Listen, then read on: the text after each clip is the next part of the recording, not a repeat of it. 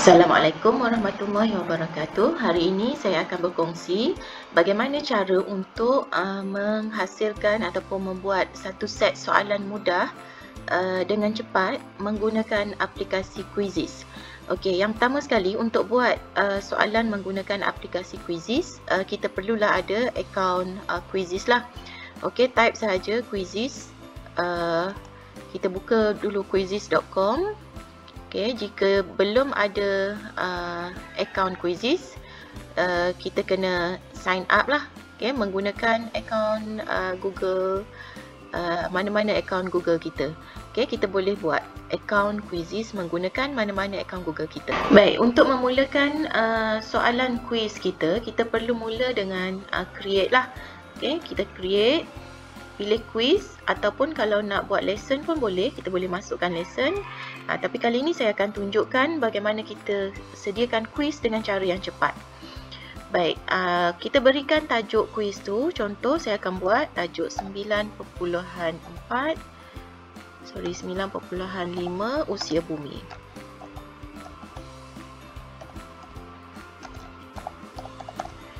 Okey, ini adalah tajuk sains untuk tingkatan 1. Jadi kita klik next. Okey, di sini kita pilih format question yang kita nak, sama ada multiple choice, checkbox, fill in the blank, poll, open-ended ataupun slide. Okey, saya pilih multiple choice. Okey, di sini akan keluar ruang untuk kita type soalan. Ini kalau cikgu ada soalan sendiri dan nak type sendiri. Okey, tapi kali ini saya akan tunjukkan bagaimana kita nak buat soalan tu cepat.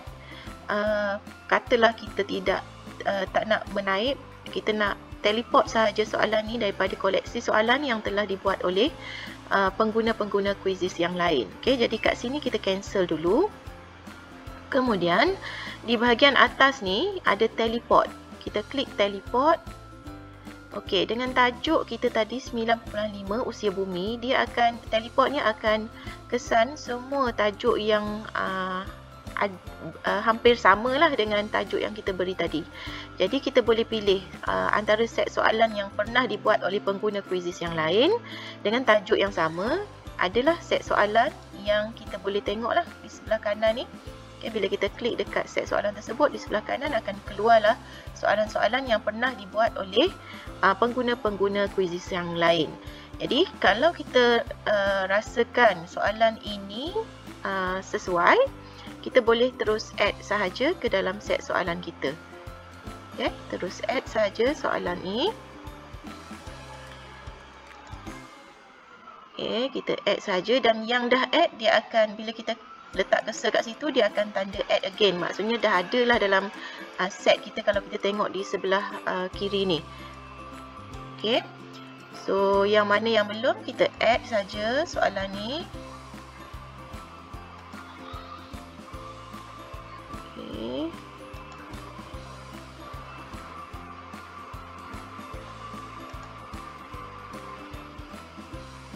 Okay, katalah kita nak ambil daripada set soalan lain.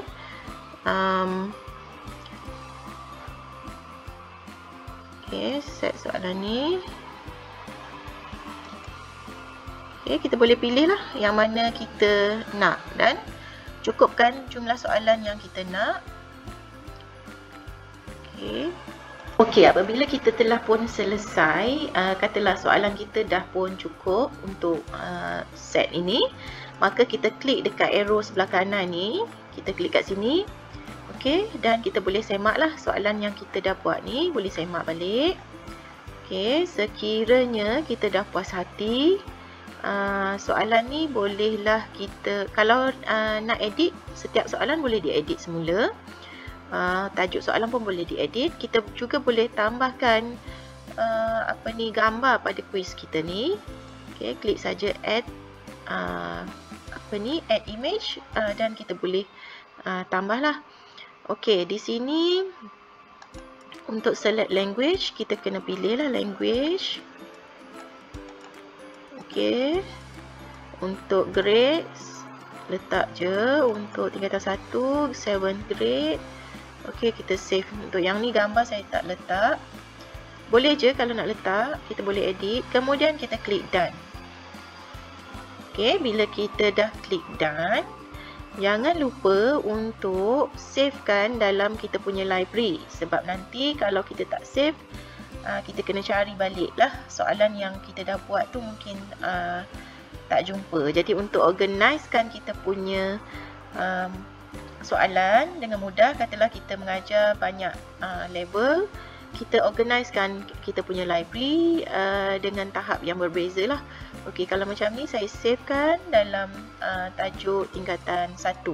Okey, ini adalah saya punya library, ada tingkatan 2, SPM, tingkatan 4, KSSM dan sebagainya.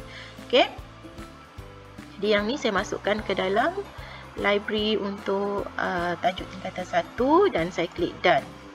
Okey, macam mana pula kita nak jadikan soalan ini sebagai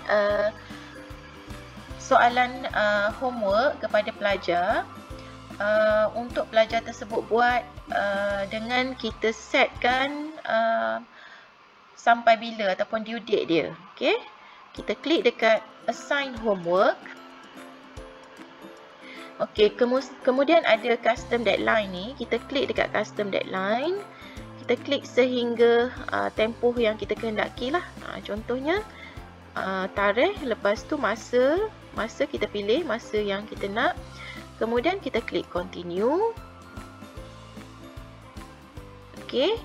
Kemudian di sini kita ada dua pilihan, sama ada kita nak attach ke dalam Google Classroom ataupun kita nak pilih untuk share a link saja.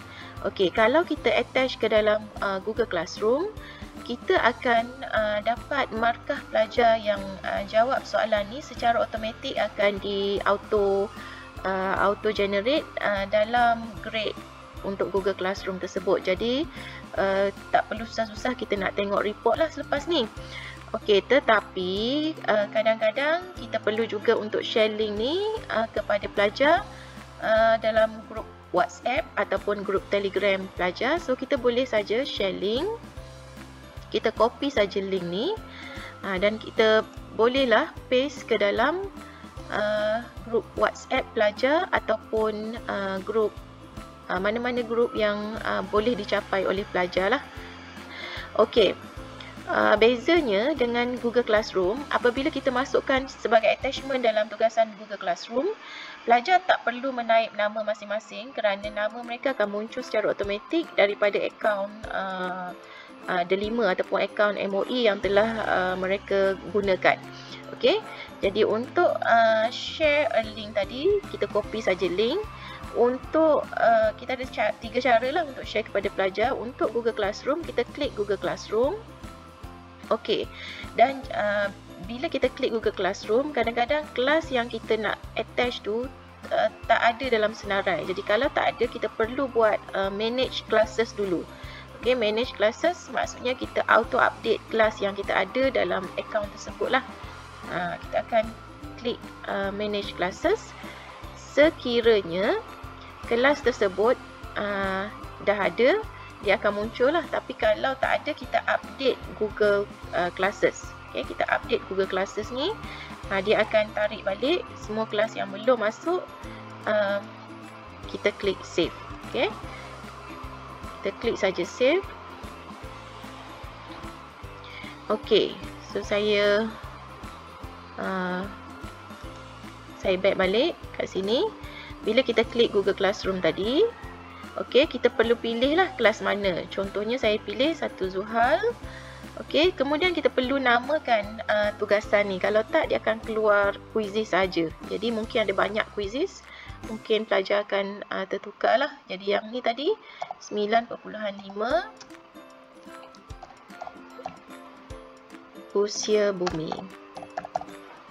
Okay, kita klik next.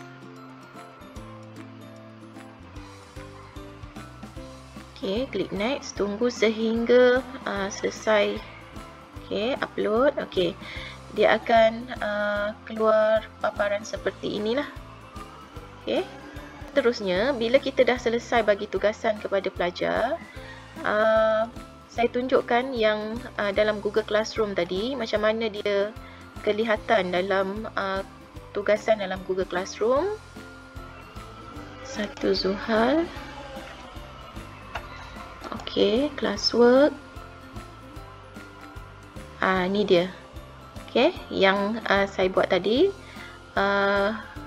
Okey, usia bumi. Kemudian dia akan, kalau kita tengok ni, dia akan keluar satu link untuk penggunaan mobile ataupun telefon, dan satu lagi untuk kalau pelajar menggunakan web ataupun komputer lah. Okey. Jadi pelajar hanya perlu klik saja dekat link ni dan nanti markah akan di auto generate. Okey.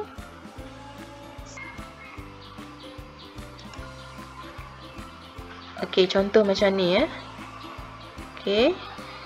Okey, pelajar dah selesai menjawab. Ada 3 orang yang dah graded ni, kita klik je graded. Okey, automatik pelajar yang siap menjawab di quizzes, markahnya akan auto graded terus ke dalam Google Classroom. Jadi tak perlu lagi kita nak semak satu-satu untuk markah pelajar tersebut. Ini sangat mudah lah untuk auto grading. Kita tak perlu nak semak satu-satu. Kita cuma perlu bila pelajar tu dah auto graded, kita hanya perlu return sajalah. Okey, itu untuk penggunaan Google Classroom. Okey, sekarang saya nak tunjukkan macam mana kita nak tengok report untuk soalan-soalan yang telah kita buat tadi sebagai homework. Macam mana kita nak tengok report jawapan pelajar tersebut. So, kita klik di sebelah kiri ni, ada report. Okey, bila kita buat satu-satu quiz, dia akan adalah laporan. Ini contoh yang pelajar dah jawab ni, satu contoh soalan yang saya buat untuk tingkatan 4. Okey, ini adalah contoh respon pelajar lah.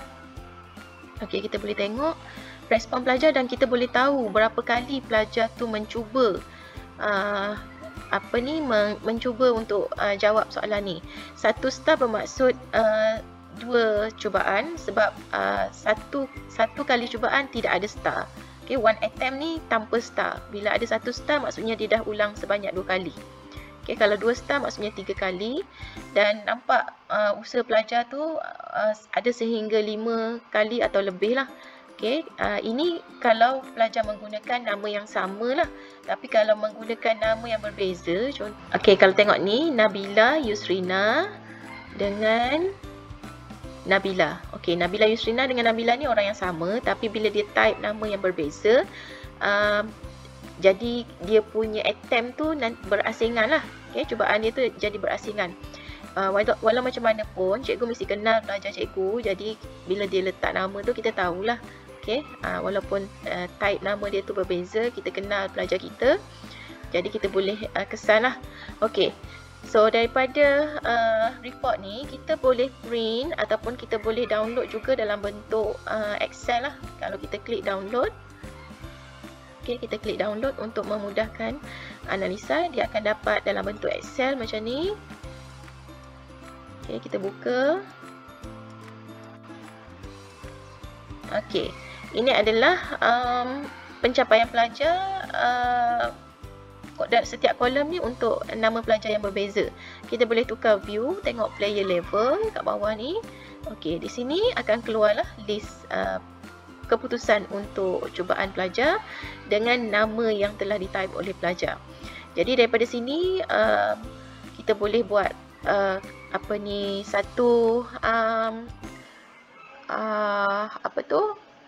satu checklist lah, mana pelajar yang dah pun selesai dan mana pelajar yang belum lagi. Jadi sekian saja perkongsian untuk penggunaan quizzes bagi membantu kita menyediakan soalan dengan cepat. Selamat mencuba.